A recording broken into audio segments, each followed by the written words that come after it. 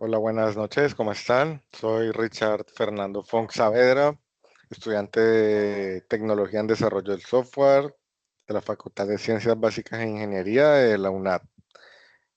Hoy vamos a hablar un poco sobre un compendio de la materia que hemos desarrollado a lo largo del semestre agosto-diciembre en la UNAD, y la materia de nombre es Algoritmos y Programación.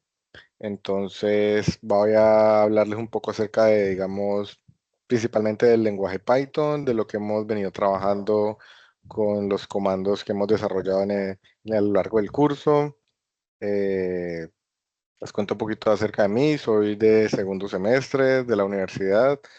Eh, Deseo mucho adentrarme en estas temáticas lógico-matemáticas.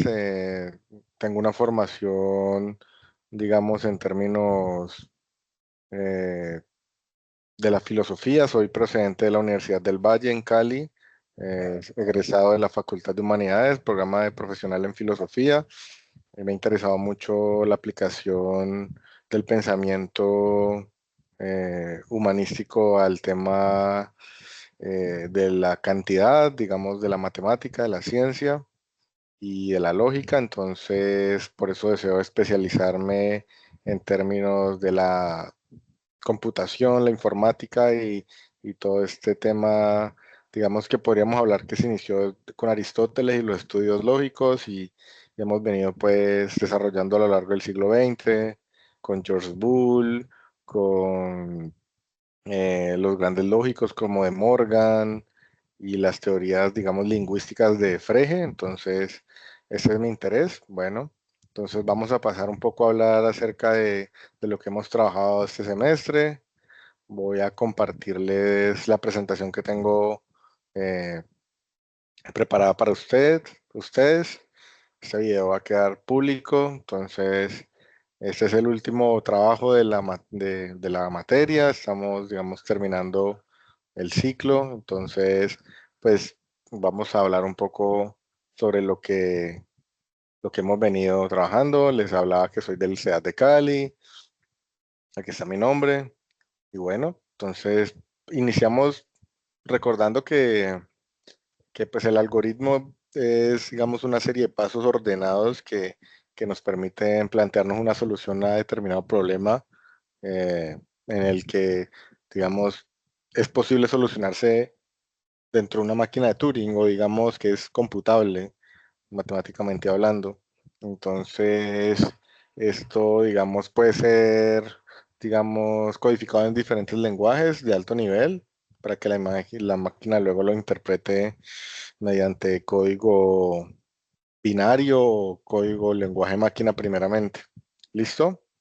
Entonces, podemos decir que son, digamos, en lo que se habla de la complejidad algorítmica, podríamos plan- partir de los algoritmos básicos, los cuales no requieren gran, digamos, digamos, elaboración matemática, sino que básicamente resuelve problemas, podríamos decir, algebraicos, en los que no se, digamos, no se tiene, digamos, en cuenta el cálculo o la matemática avanzada, como es el Machine Learning, que usa el cálculo lambda. Entonces, eh, digamos, podrían ser tareas simples, sencillas, pero que aún así son muy importantes porque, digamos, son las que usa la industria, de la medicina, de todas las grandes industrias, digamos, de la economía. Entonces, que no son son a nivel contable, ¿no? Entonces no son matemáticas muy avanzadas, pero que son, digamos, muy prácticas y que se usan en el día a día. ¿Listo? Entonces, básicamente se podría hablar de una suma, pedir, digamos, un ingreso de un número, el otro, y plantearnos, digamos, la operación matemática de la suma, resta, es indiferente el tipo de operación, sino que no requiere, digamos, grandes elaboraciones como podrían ser combinatorias digamos, sino que son inputs muy cortos o muy limitados que tiene el usuario. ¿Listo? Entonces, Pasando a esto, digamos, en un segundo momento en el curso nos vimos en la necesidad de abordar el tema de los condicionales. Es muy interesante, digamos, que es como una forma en la que podemos abrir el algoritmo en diferentes vías. Entonces, dependiendo de cómo se van dando las situaciones o, digamos, los inputs también del usuario. Entonces, están las, digamos, arquitecturas if del then else, con las que, digamos, si no se cumple determinada condición, se hace esto, si no se cumple, se hace aquello, y si al final se cumple, digamos, la condición final, se determina el condicional y se sigue el camino del código. Entonces, aquí, pues, aquí en Python, como les comentaba, hemos trabajado principalmente Python durante el semestre. Entonces, básicamente, Python es un lenguaje muy, muy cercano al lenguaje natural, entonces ha sido, digamos, muy interesante, muy importante el tema de abordarlo luego de haber visto pseudocódigo, ¿no?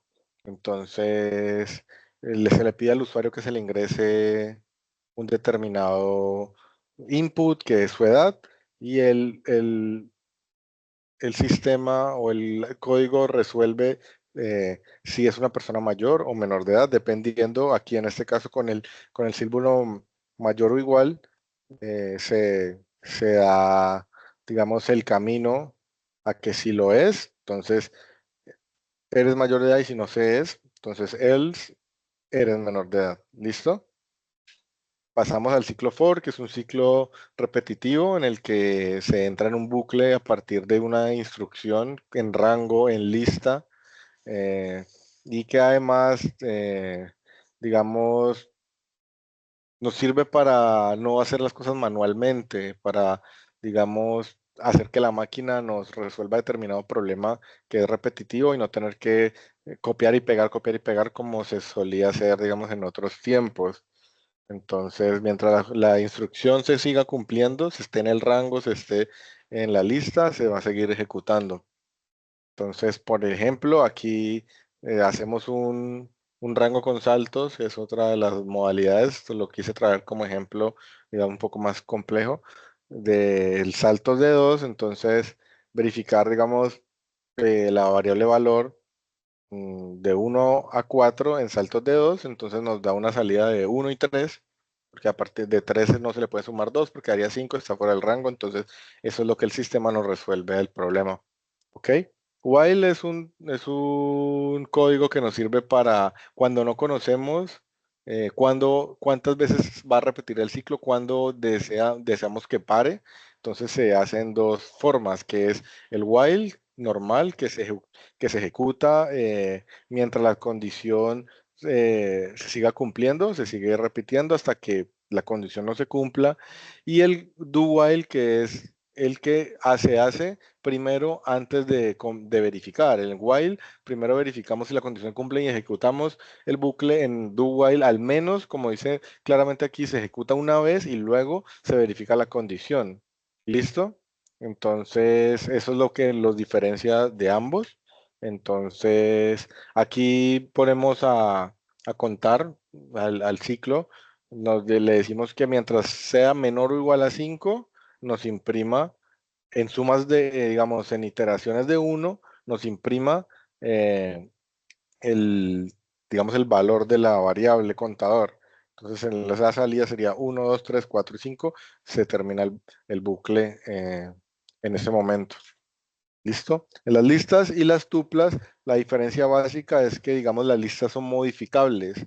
Son modificables en el sentido de que puedo reemplazar un elemento, puedo eliminarlo, puedo alterarlo como cualquier, digamos, proceso básico del CRUD en los sistemas.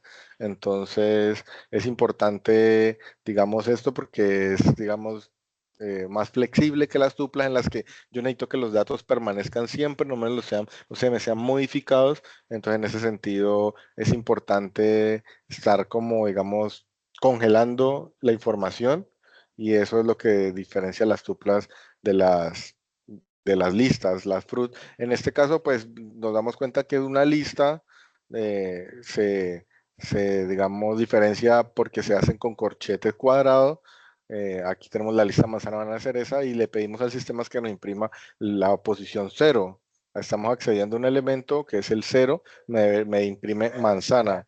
Y en el caso de una tupla, digamos, su característica es que va entre paréntesis y puedo, digamos, como le digo, poner los datos que yo desee, pero no los puedo modificar posteriormente en el código. Esto me permite, digamos, en este caso, imprimir, digamos, la variable colores en la posición 1. Recordemos que arrancamos desde 0, me debería imprimir verde. ¿Listo? Este es el ejemplo de eh, lista y tuplas. Y por último, tenemos las funciones en Python, que son, digamos, bloques de código que yo hago para que posteriormente los pueda utilizar sin tener que volver a escribir nuevamente la función. Esa función me queda ya, digamos, permanentemente en el sistema. Entonces, en el código, entonces la puedo ejecutar cuantas veces yo desee, ingresándole los parámetros que yo desee, porque se escribe en abstracto. ¿Listo? Vamos a ver un ejemplo. En este caso vamos a hacer básicamente una función que sume. Entonces la definimos como def, le damos la variable sumar, AB, y entonces él me debe retornar la suma de A más B. Entonces, en un momento yo puedo asignarle a una variable eh, que el resultado sea sumar 3 y 5. En ese caso, el sistema me devuelve la suma de resultado dada en la variable. Entonces sería 8 la suma del 3 y el 5. Entonces, eso es algo que me permite el sistema muy, digamos, eficientemente trabajar con poco código, como mandan las, digamos, prácticas de código. Entonces, bueno, viendo que el tiempo ya se me está acabando un poco, entonces vemos que esto ha sido un excelente oportunidad para adentrarnos en el mundo de Python. Recordemos que fue Guido Van Rossum quien nos dio esta gran tecnología lingüística, y pues que sea, digamos, un abrebocas para que posteriormente sigamos profundizando en todo este tema con el Visual Studio, con todos los IDE que podamos trabajar el código. Y bueno, yo de todos modos les agradezco mucho por su atención, a los tutores también por estar siempre dispuestos a atendernos, a enseñarnos y a transmitirnos su conocimiento. Les agradezco mucho.